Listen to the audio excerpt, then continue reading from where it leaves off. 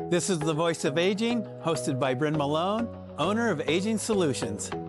Real talk, expert advice, and trusted resources to help you navigate aging with confidence, clarity, and peace of mind. Hello, and welcome to another edition of The Voice of Aging. I'm pleased today to introduce a couple of folks that have volunteered to come in and sit with me during this podcast. Again, to educate our listeners and our viewers as to really the steps in aging and what's available and what's not available and how to cope with certain situations. And today, I thought it would be interesting and unique, actually, to bring in a couple of chaplains. And you might be wondering, chaplains on The Voice of Aging? You talk about a lot of things, but how do chaplains fit in? And we're going to answer those questions today because more likely than not, as we get older, we're going to have the need of a chaplain if you wish to have that. And so we're going to talk about the opportunities that chaplains have to work with you as you get older, what those look like. And also, we've done some podcasts around emergency medical situations, and they're going to be able to speak to those situations. So I am happy to introduce Mickey with the Spokane Police Department here in the Pacific Northwest, and Amy, who is a chaplain, volunteer chaplain with the police department, as well as a chaplain full-time in a premier retirement community here in Spokane. There again, who would know that you have chaplains in retirement communities, right? Right. So welcome, both of you. Thank you for joining us. You're welcome. Thanks for having us. Okay, great. Well, we all want to know kind of chaplains. What does that really mean? What is a chaplain? What kind of schooling do you go to? And can anybody become a chaplain? So Mickey, how about you? How long have you been a chaplain? I've been a chaplain with the Spokane Police Department for about 21 years. 21 years. Yeah. Seen a lot of things. Seen a lot of things. Okay, and where did you have to go to school for chaplaincy, or how's that work? You know, at the time when I was brought on 21 years ago, I just needed to have the requirement was to have a license with a recognized denomination. I had that. I had a relationship with an officer at the department who recommended me to then the senior chaplain. Okay. And they brought me in and kind of trained me, kind of on the job training. Okay. Same as that we do now in regards to bringing on volunteer chaplains is really having a calling, having, the personality bent for, compassion and empathy toward people, and being willing to walk into the fray with people most likely probably on their worst day. Yeah, good point. So basically, schooling's on the job training, right? In a lot of ways, but you have to be affiliated with a Christian church of some sort, or most of our program are Christian believers within our chaplaincy. Okay. But chaplaincy throughout the country will often have a Muslim or a Mormon. Okay. They will invite other faiths, to serve different faith communities. Okay. As much as our beliefs are very important for us or whatever, our goal is to serve all faiths or no faiths. Okay. As we've kind of coined the term from atheist to Wiccan, we're going to serve you because at a time like that, most people want to know that somebody's there for them. And when you show up at 3:00 in the morning after something tragic, people appreciate that. Just your presence alone, people appreciate that. Can be comforting. Yeah. Yeah. Pastor Amy, how are you? I'm good. Good. I'm good. So, personal note, Amy is my pastor. And so that's why you'll hear me refer to her as Pastor Amy, because it's Chaplain Amy is a little different for me. So tell us about your experience with the chaplaincy and how you got here, where you are. Yeah. So I started, I was actually working at the church when the police department sent out a letter, and they were looking for leaders within the church to come serve on their team. They needed to fulfill their team a little bit more because the police department offers chaplaincy 24/7, 365. And there's a primary and a secondary chaplain on call.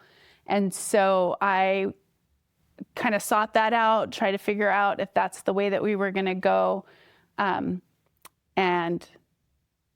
went through the interview process and started serving about the time I rolled off the staff at church. So I was serving part-time on a stipend with the chaplaincy for a while. And then I do have a bachelor's in ministry and leadership, but a lot of chaplaincies, they would like you to have an MDiv, which is a master's in divinity. Okay. And so I didn't think that I had the qualifications, because you hear that often, or MDivs and CPEs, which are clinical pastoral educations, which are needed in a lot of medical settings.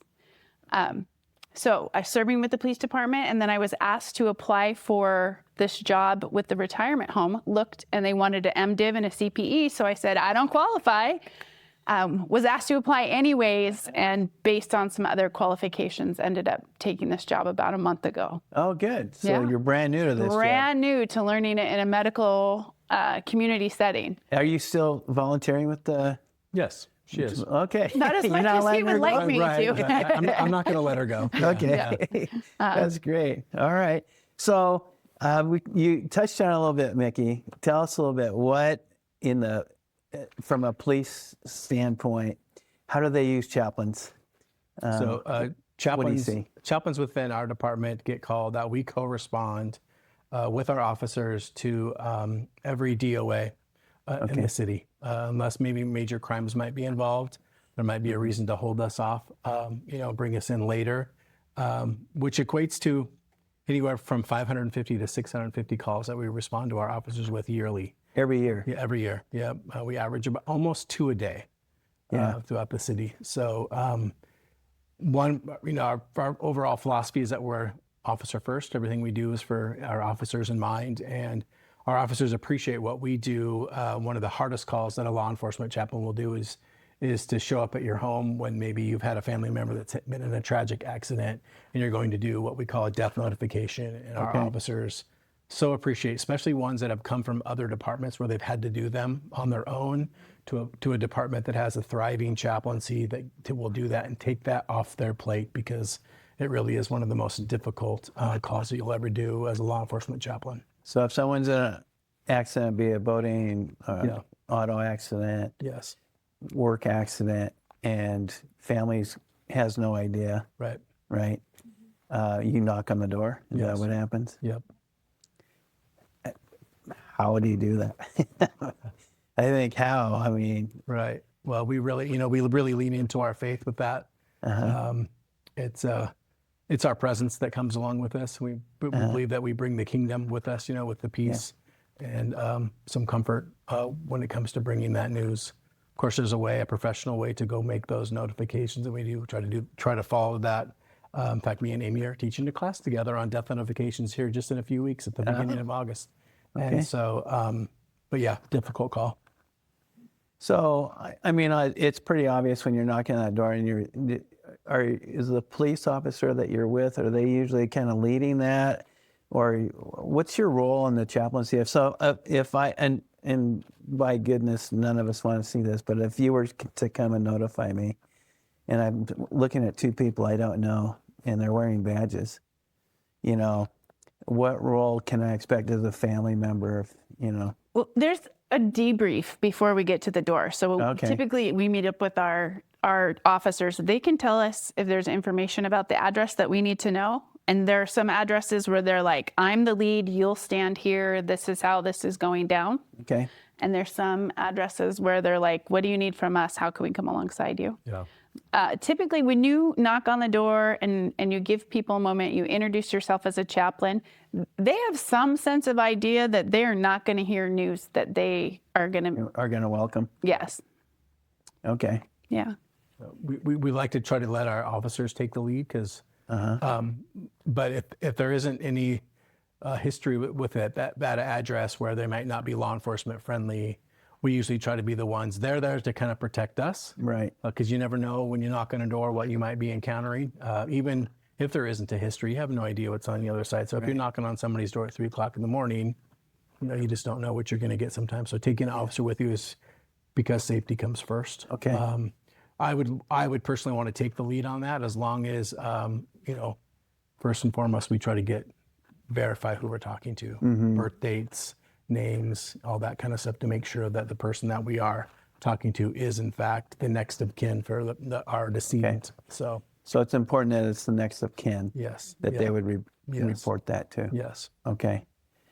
So you go through that, and then is there an average length of time? I know everybody's different based upon how they respond to this kind of news.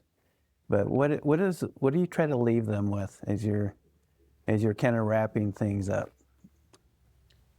And a little bit of comfort. We usually like to put a pamphlet in their hand and a business card so that they can reach out for resources. There's a whole kind of checklist that we go through. Oftentimes we're making a notification to somebody that lives alone. And depending on their state after the news, and if you don't feel like they're kind of pulling themselves together in a matter of time, is suggesting that, do you have a friend? Do you have a family member that could come sit with you? Okay. Don't want to leave you here alone necessarily, just depending on their state, because it's never happened to me, but I know it's happened to other chaplains, is you can drop that news on somebody. You have no idea if they have any health concerns of their own. You could be needing medics there in moments when you drop news like that. Next thing you know, and you just never know what their state of mind is going to be, getting there to somebody, a family member, a friend, or sometimes even a neighbor. Yeah. Can we invite one of your neighbors over to come sit with you? Yeah. And kind of be with you for the next couple hours, while you digest this information. Yeah, what a great point, because I was visualizing you show up and you deliver bad news and you leave, but really you connect them with resources and make sure that they're okay. Yeah. Right? Yeah, we do our best. Yeah. Yeah. And can you stay there until maybe a friend or neighbor can come and visit with them? Absolutely. So you're under no time constraint. Yep. No, not usually. They are typically because of the other calls that we go on. It's probably one of the quicker calls. It probably honestly only lasts 30 minutes to an hour, maybe. Okay. Yeah. This depends on, we kind of let the spirit lead, if you will, and that and how they're responding. And should I stay a little bit longer? Should I stay until that friend gets here? Just kind of depends on what you're visually seeing in you. Well, personally, I know of the impact that the chaplaincy has. I was called in about 4 years ago for a client, newly introduced client, and she had recently lost her husband. I think you guys have business cards, right? Yes. And she said, I had never met her before, and she asked me to plan his funeral. And she had her own medical issues. As a matter of fact, he passed away at home, and she ended up going to the hospital and having surgery that night because of she had a medical condition, and without him being there, and she needed kind of emergency surgery. It's kind of an interesting situation, but she asked me to contact the Spokane chaplaincy to do the funeral. Yeah. And you did. Yeah. So it was great because she said, this person treated me so well and was so kind to me when I needed them. I want you to contact them. A story, if I may. Yeah. I had one of our chaplains who actually, it's kind of a funny story, is connected to my own father. They went to high school together years ago. Okay. He moved back in from being a chaplain on the west side 6 or 7 years ago, about the time I took over as lead chaplain, and I got connected with him. And so it's my dad's friend from high school. And my dad's the one that got me connected to him. It was pretty interesting. But 2 years, Pat had gone on a call about 2 years ago and did so well with the family. They were so blessed by his presence and how he handled them, how he cared for them in that moment. The mom, after he left, because it was the husband that had died, called back 2 years later, the family did, the sons, and said, my mom was so impressed with you. Would you come and do mom's memorial service for us? Oh, you're kidding. 2 years later. Yeah. That's great. Yeah. So it's a short but powerful and impactful meeting. I mean, I think it just speaks to how well you guys, how the chaplaincy, how important that is to have you along in those moments. What else do you do when you're at the home? You notify. What's the police officer doing? If you show up in someone's, let's say it's a spouse situation, and you have the surviving spouse there, you've notified. What are some of the processes that go through? What's the police department, like medications or things like that? The notifications are different than the 911 call, and then the spouse didn't make it. Yeah. and now the police are going out. That's a little bit different than a notification call. Oh, okay. Well, can you talk to that? Yeah, Speak so- to that one then?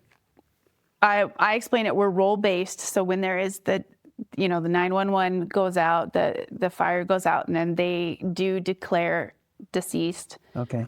Then it becomes a police investigation, right? They have the police have to go out and figure out exactly why there was this death. Some investigations are simpler and more expedient than others.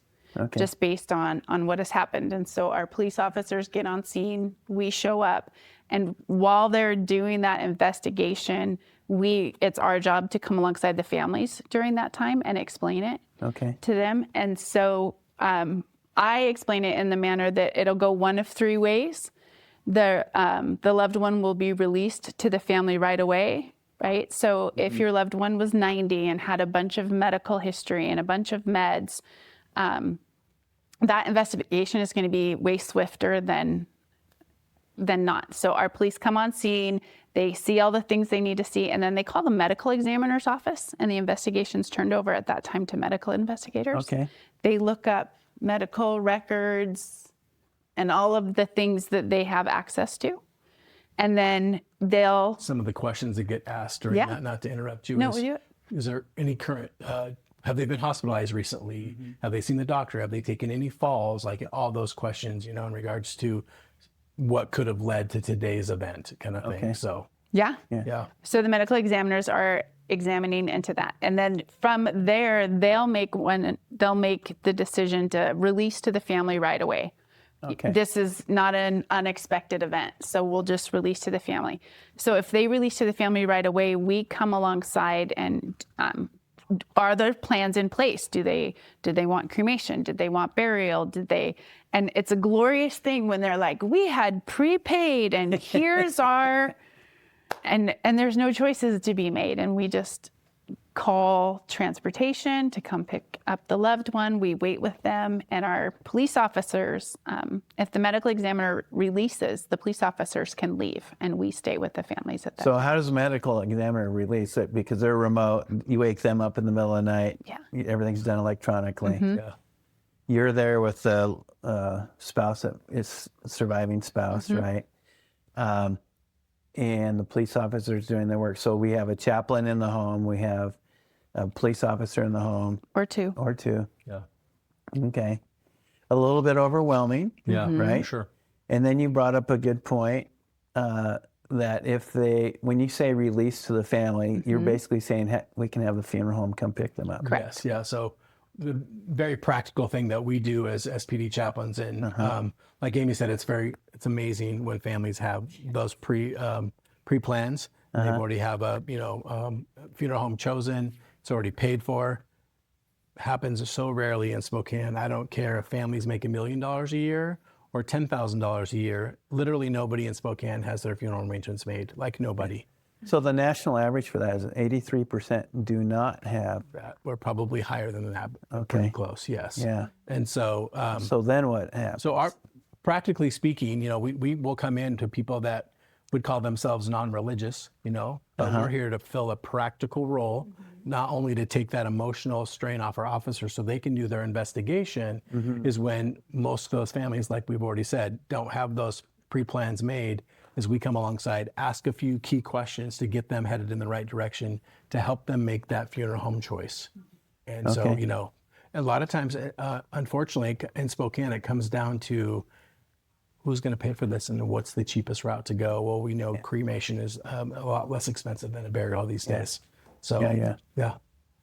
So that's the first one, is they release right away to the family. The second one is there'll be something that they don't quite understand, the medical examiner doesn't understand, and they'll need to come on scene in order to gather information. One of my very first call was the medical equipment. The guy had a Hoyer lift, right? Do you remember that? I'm not sure. And he had passed while in the lift, and so they needed to come and make sure that there was nothing wonky that went in that. And so they came on scene, realized that it was still natural, even though it was using the lift, and then released to the family. And those ones take the longest because you're waiting for the medical examiner to do the investigation, to come on scene, to do an investigation, and then release to the family. Yeah. Okay. Those are the longest calls. So you bring up a point, like if someone, so this person in a Hoyer lift, and a Hoyer lift is where mechanically, in order to get them out of bed or out of a chair, you basically strap them in a sling and then lift them up. So there had to be another person involved. Yes. Right. And so really the medical examiner, I don't want to put words in your mouth, but they're coming out to make sure that nothing nefarious happened or there wasn't an accident that occurred there. Equipment malfunction. Equipment malfunction goes to, possible litigation or something like that, right? So, Well, and even let's say somebody looks like maybe they fell. yeah. Well, it looks like they fell. This looks pretty natural. He had some health concerns or whatever. But then officers get there. One of the things that the medical examiners, they try not to come out if they don't have to, because it just means more work for them. Right. And not that they're lazy by any means. No, but they're busy. But they're just really busy. busy. Yeah. So they ask the officers, part of their job is to roll the decedent over to kind of take a look. Because not often, sometimes you roll them over and go, oh, well, there's a wound here. Yeah. Now all of a sudden, It's not a wall. now this is a criminal investigation, which Yeah. doesn't happen a lot, but it does happen. So yeah, it has happened. Yeah. So officers first are looking for any nefarious things or whatever, making sure that there isn't a crime. Yeah. So So they secure the area first. yeah, you can have an aged grandmother that's 88 who had a diagnosis of cancer, who wasn't expected to live long, but if she takes a fall, and that's, what they think what the cause of death was, they will still go straight to the medical examiner's office instead of the funeral home because it was an accident. It was not natural means, and so that needs to be investigated further. Yeah. Yeah. So So that's at the third trauma, route is the medical examiner will come on site and then take the loved one into their care to do a further investigation. To do an autopsy. That it does not guarantee an autopsy. Okay. So that is something that we learned. It is, does not. They actually have a CT machine, so they'll do a CT scan Okay. and see if they can see anything. That way, they'll do blood draws. They try to do less invasive means and manners before they go that full route. And so, just because your loved one goes in our county, just because your loved one goes to the medical examiners, does not guarantee an autopsy. Okay, so we're going to start at the beginning. Yeah. We're at home. We're married. My spouse passes away at home. They maybe been ill. They might be a cardiac patient or a cancer patient. I call 911. So fire service is going to respond. Police department's going to respond. If fire declares a death. Fire declares death. What does that mean? Well, if fire department responds and says, no, they're not, they haven't passed, and they've resuscitated them in some manner, they're going to take them to the hospital. Yeah. But if they say, oh, no, this is a death, and we declare a death, now the police are coming. Now they call the police department. And then what we just went through. And then soon after officers arrive, we have an SOP with the city and with dispatch that chaplains will be on scene if death is imminent or has occurred.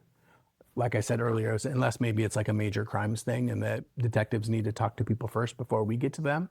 And but we're going to co-respond. So as soon as officers get there, we will probably be in tow half an hour to 45 minutes later. After we get dispatched. If it's a volunteer in the middle of the night, our response time is going to be a little slower than if if it's daytime hours. Okay. A lot of the stuff I'm going to assume happens in the middle of the night or all hours of the day. All hours of the Oh day. yeah, it's nothing we can predict. Yeah. But I would say we're probably busier during the daytime than we are in the evening. In the evening. It's the morning when you wake up and you find that your loved one hasn't. Yeah, a lot of people pass away in their sleep, which I hadn't thought of that. yeah. Okay.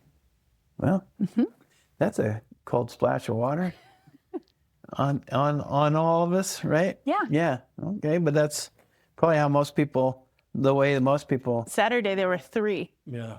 before 7. We've had a very busy week this week. Really? I think by Tuesday we had 13 or 14 Calls. since the weekend. Yeah, it's been Okay. crazy. Okay. So what can we expect? What do you guys see if you had a message for families, and I'm not talking about the unexpected passing of someone due to accident or Yeah. that kind of thing, but just for the families who, when I talk to people, I want to die at home. Okay. And maybe they're on hospice and maybe they're not. And being on hospice is a whole different thing. Yeah. Right? Changes it totally. Yeah. So we'll talk about that in a minute. But, let's talk about it now. Yeah. Okay. So how do you interact with hospice, or do you interact when hospice is there? It happens so many times where they just were getting on hospice, but some of the things that need to be in place aren't quite there yet. They still have to call us. Okay. And so, So what's not in place yet? like they haven't officially signed the paperwork, or they haven't had their initial visit, but they knew that that's where they were going, and it was going to happen within a day or two. We get called at countless numbers of those. So hospice may have met with them, and they're in the deciding phase. Like, yeah, okay, we're coming to the conclusion that hospice is our best route. Death is imminent. Those kind of things. But we haven't called hospice back to sign up for hospice. They haven't opened our case. Yeah. So you might walk in, there's a hospice card, but they're not on hospice. Correct. Okay. Then Same thing happens. Yeah. Yeah. We do inadvertently get called the hospice calls, even though they have got their paperwork in line. Maybe they're at an adult family home, but this is the normal protocol. If somebody dies, I need to call EMS and or fire, and we get spun up anyway. And a lot of times, we believe that every call we go on is a divine appointment. Okay. No more evident than when, hey, Amy, could you cover me for an hour? I have a meeting to go to. And 2 seconds later, a minute later, after she's agreed to take my shift for an hour, the phone rings. Well, we just know that the Lord wanted her on that call because she was the right person to be with that family. Yeah. And so there are times on hospice calls that we get called anyway, and the family's like, we're so glad you showed up. Yeah. Yep. So adult family homes, do you respond to Yep. adult family homes? We'll talk about retirement homes in a minute. But Yeah. Adult family homes, because it's still considered their home, and they're still on their individual insurance. Yeah. Okay. Yep.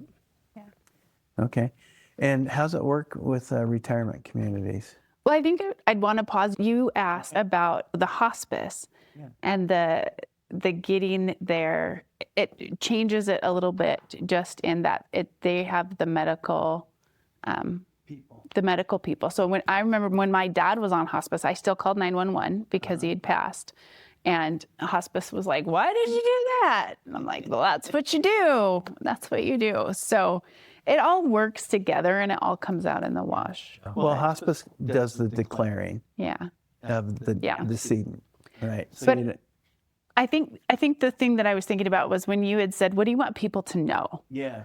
Right? People know. So there's this preconceived notion, I think, about chaplains. Like chaplains are going to come out and here's our Bible and this is what we're going to tell you. And it's like, no, just know we're role-based. We're just here to come alongside. I remember getting called out. Our officers went in, said, hey, the chaplain's here. The family said, we do not want a chaplain. So I turned around and I left. And the family said, well, what do we do now? Like, we don't even know what facility to choose. And the officer was like, the person who's going to help you with that just left. And so I remember pulling in my garage, hey, chap, backing back out and going back to the call. So we're not there. When we started this, you had said somebody asked about chaplains being religion. That's not what we're there for. We're there for presence. Yeah. We're there for support. Practical. Yeah. We're there to come alongside the family, and they get to lead that. They should be leading that. And then we know the tasks that need to get done and can kind of guide them through these guide rails.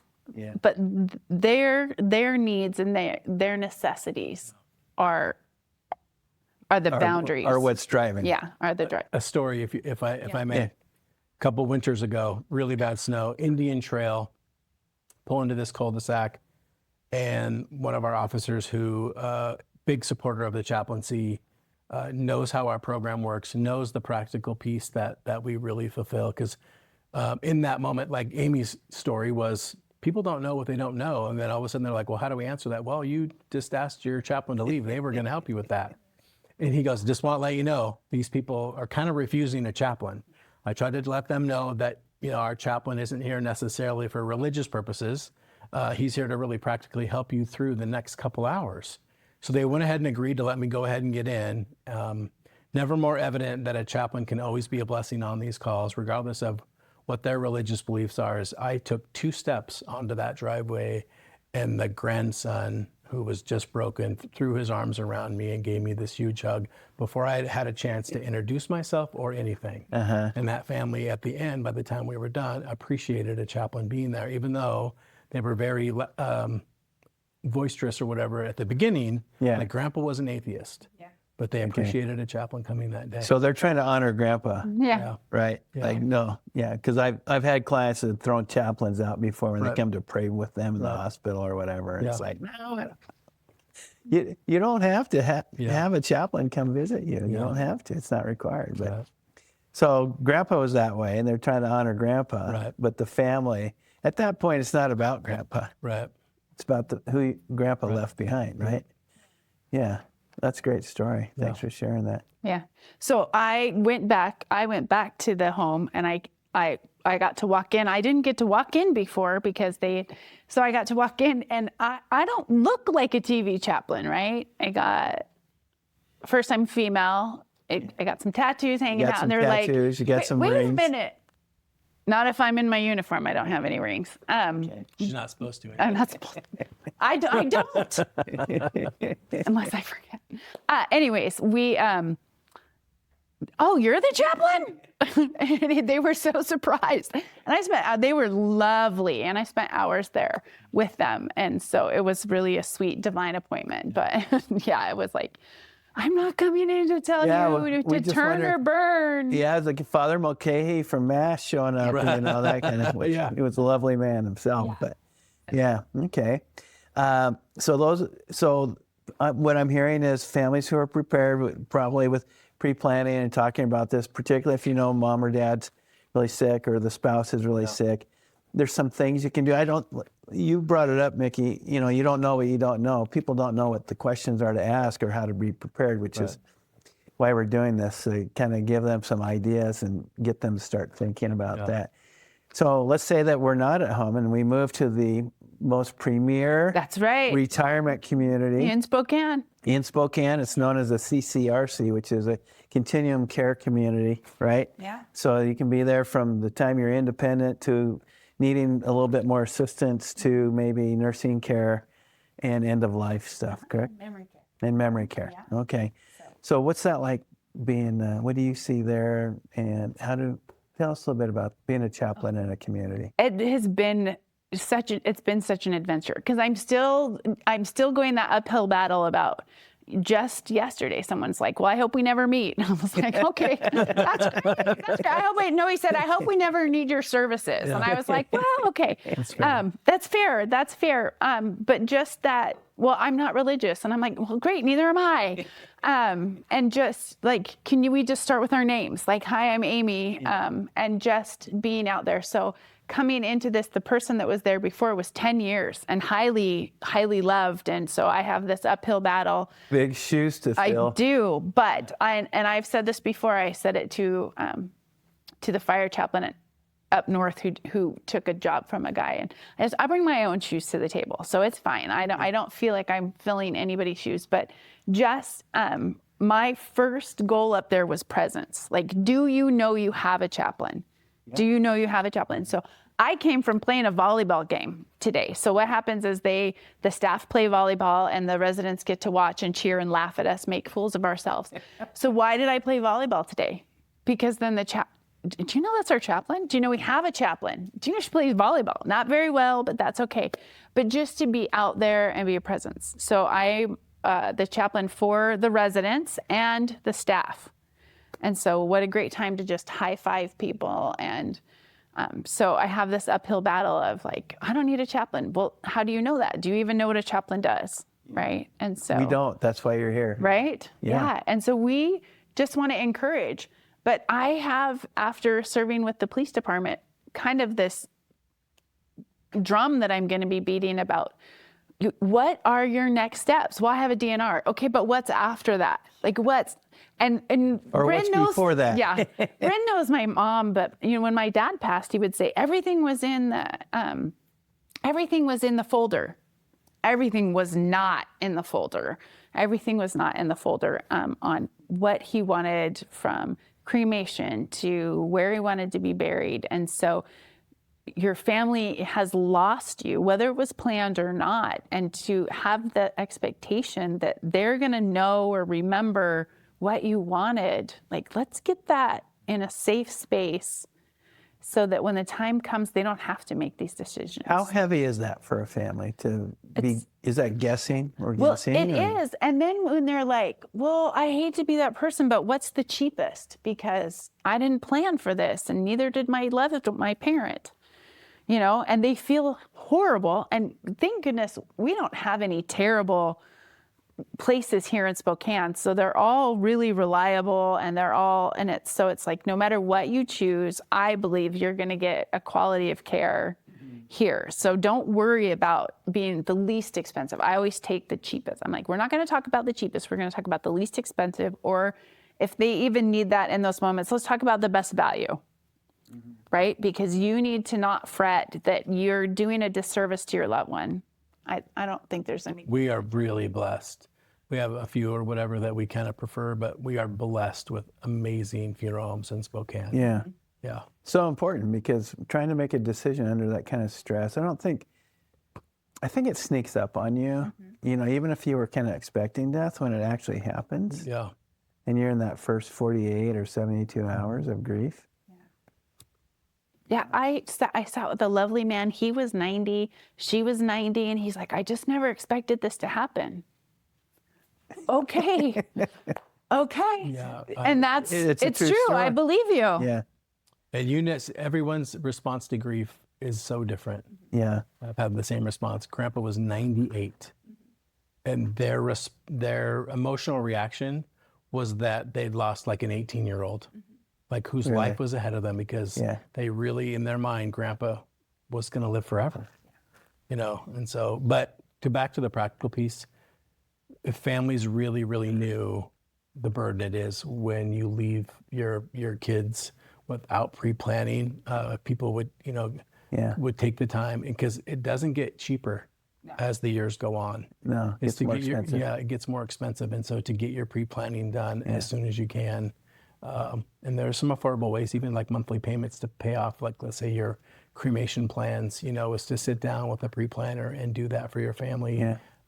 It's a huge blessing, but not many families do it. Well, yeah, and then it kind of can create animosity in the family. Like, I want to do that. Well, I don't want you to do that. And they, just really, what are your wishes? And like you said, when grief takes over, wishes go out the window.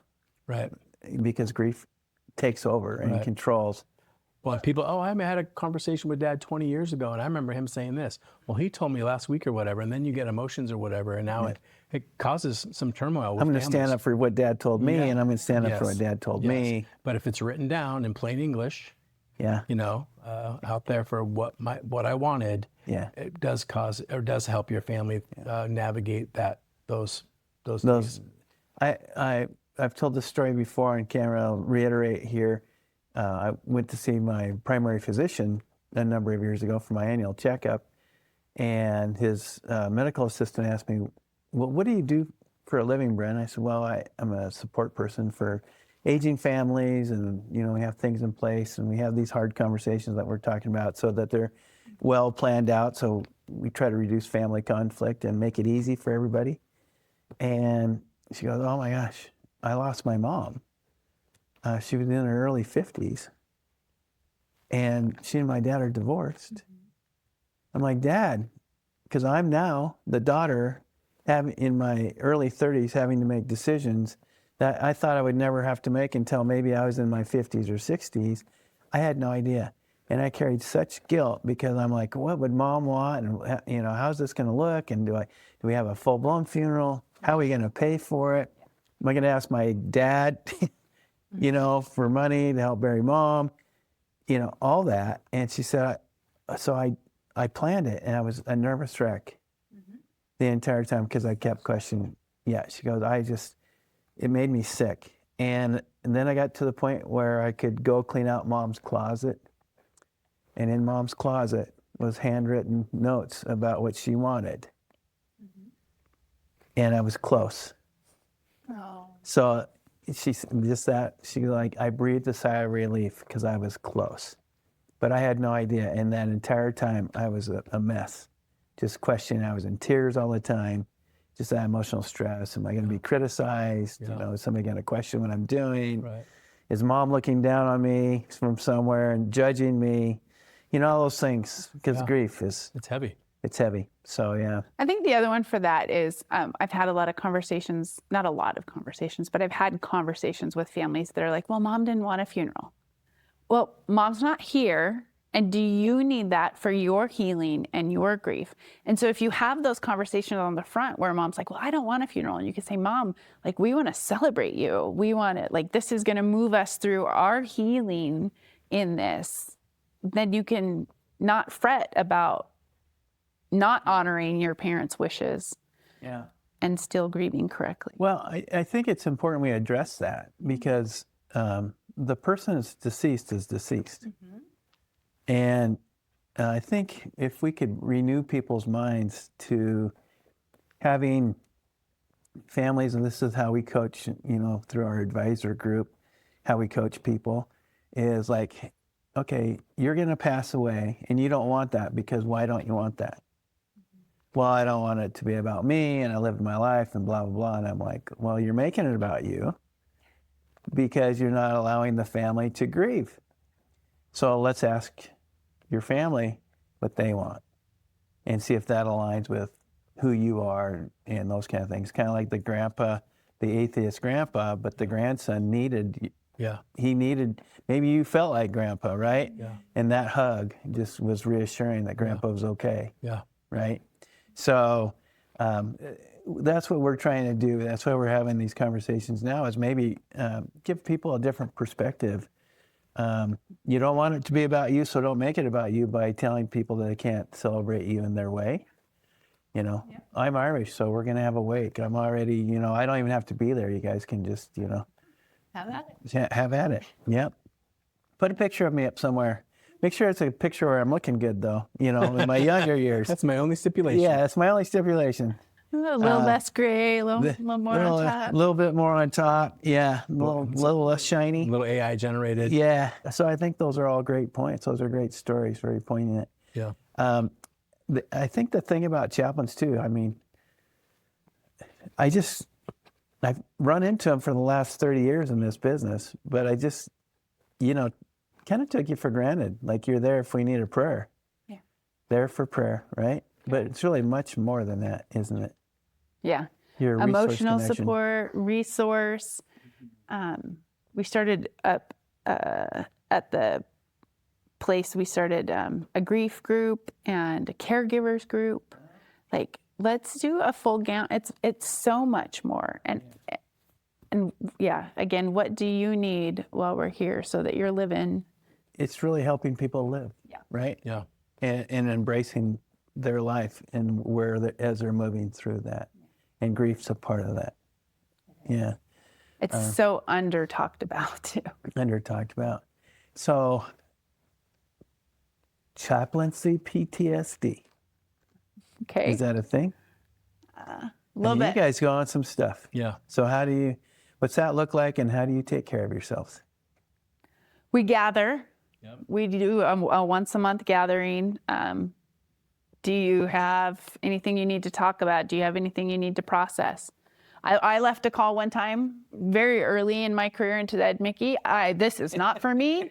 I'm all done. And he said, go home, take the rest of the day. We'll talk about it tomorrow. Do you remember that? You probably don't. I was like, nope, this is not, I have made a very bad decision. This is not what I signed up for. That was not what I had signed up for at all. But, it's a family, and that mom was grieving, and she was experiencing it in a manner that I had yet to experience it. And she startled me. Was it the wailing?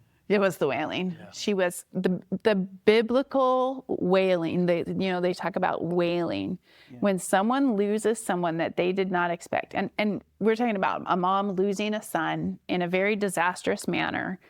The wailing, you could hear it through. She was on up the floors, and you heard it through the elevator shaft. And I'm like, I think I'm out. I'll make one comment and then I'll move into kind of how, we kind of take care of ourselves. Is the calls become harder when you can more closely associate with them. I went on an infant when I was early on, probably first 6 months to a year as a volunteer chaplain. I had even no idea, though I hadn't been in the game long enough and gone to enough trainings.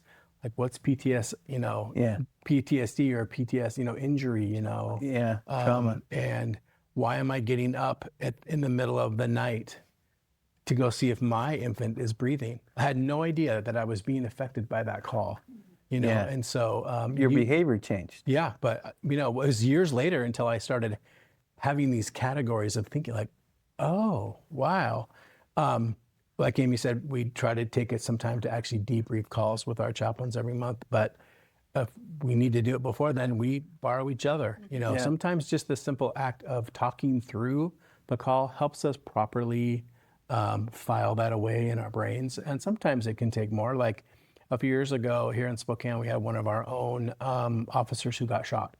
Thankfully, he lived. And the county chaplains, we mentioned them earlier in our conversation before we got started. My partner, Kevin, my other full-time chaplain in the office, asked the county if they would do a debrief just for our team, because many of us responded that day. One went to the hospital. Some of us were down. We were all in different places all over the that place. day.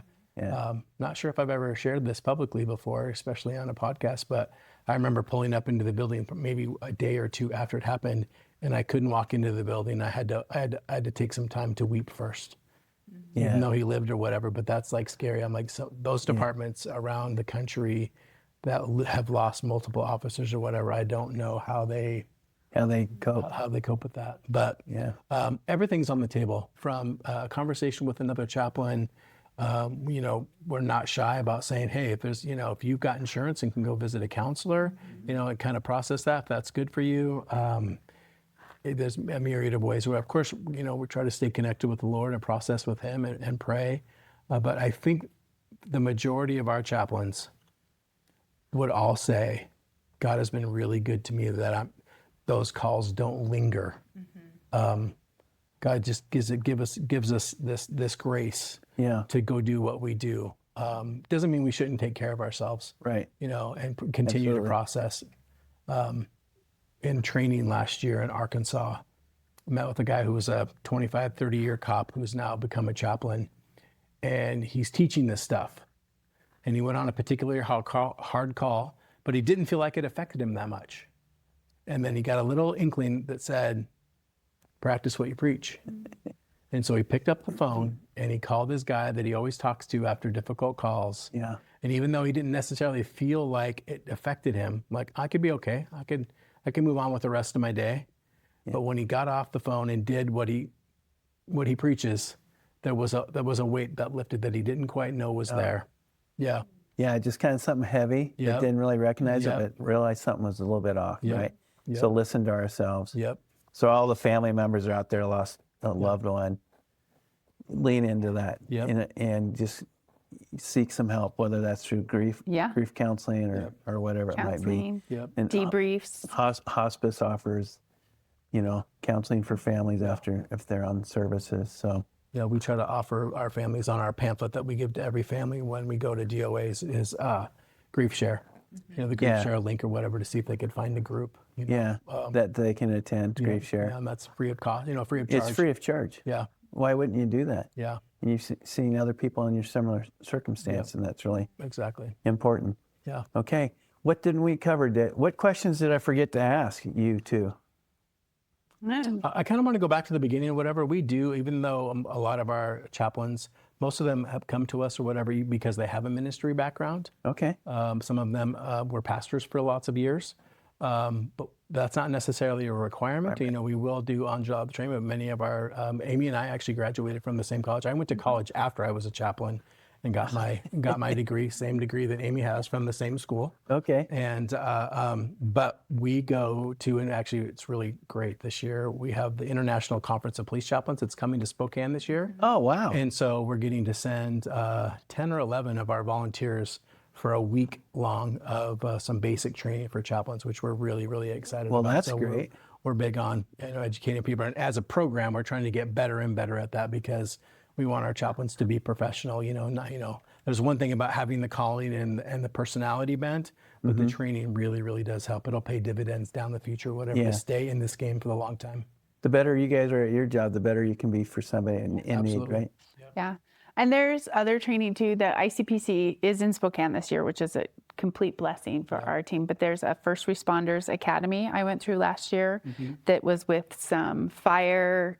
I think there was fire, there was Airway Heights police chaplain, there were just a variety of it. And just to get some basic, like, just don't be too proud to continue your education in it, because there is something to learn on, well, one, on every call, and then two, in every divine appointment. Yeah, because it's more than just handling those calls, though, too.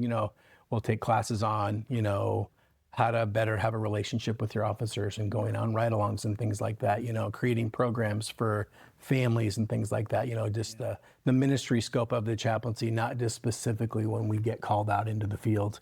Yeah. So actually, I mentioned it earlier, the academy that Amy mentioned is she took the class last year, but is going to help me teach a portion of it this year. Yeah.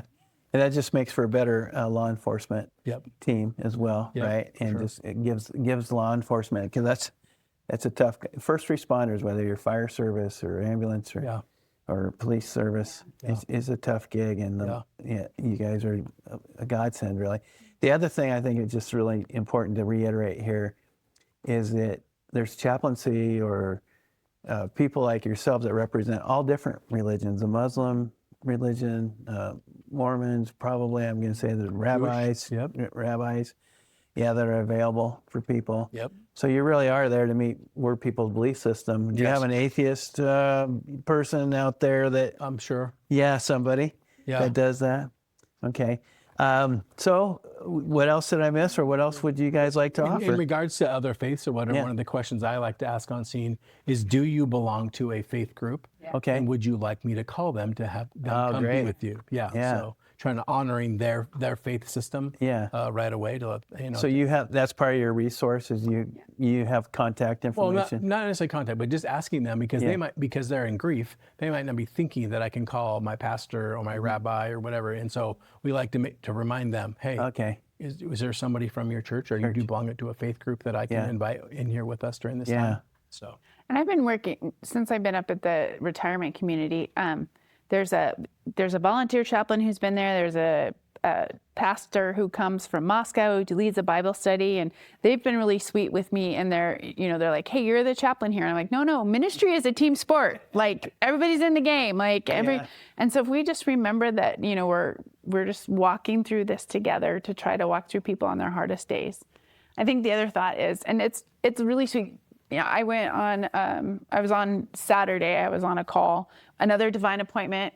I'm not going to throw them under the bus, but somebody was taking a nap and didn't answer their phone. And so I was secondary chaplain, but I got to go on this call, which is fine because I didn't answer my phone in the morning. And he went on a call for me. But divine appointment, right? What did he say? The divine dispatcher. That's what he said. But the family was lovely. And they're like, "We just don't know how you do this." And every time somebody says, "I don't know how you do this," I think, I'm not a kindergarten teacher. We all fill our roles. We all fill our roles, and we do that. One of the things that I think I've coined over the years is this, because people ask us all the time, how do you do what you do? And we, because when you say, it's weird to say, oh, you enjoy being a chaplain? You enjoy going out on these really difficult. And so one of the goals. things that I've kind of coined over the years is there's a holy satisfaction in doing what God's called you to do. Yeah. You can walk away from an absolutely horrific call where people are absolutely shattered and leave that scene knowing that you've left them with a little peace and a little bit of comfort. Yeah. And there's some holy satisfaction in knowing that we get to do that. Yeah. Yeah. We get to. Yeah, we get to. Yeah. That's a great attitude. I love it. Cool. Okay. Well, I want to thank Mickey and Amy. Yeah. Thank you so much for coming and Thanks for having giving us. us all the tips. I mean, it's incredible information, things you never think about because you Yeah. don't know what you don't know, right? That's right. So, well, thank you, everyone, for joining us for another edition of The Voice of Aging. Thanks for listening to The Voice of Aging. Like, share, and explore our services at agingsolutionsnw.com. And connect with us on social for more support.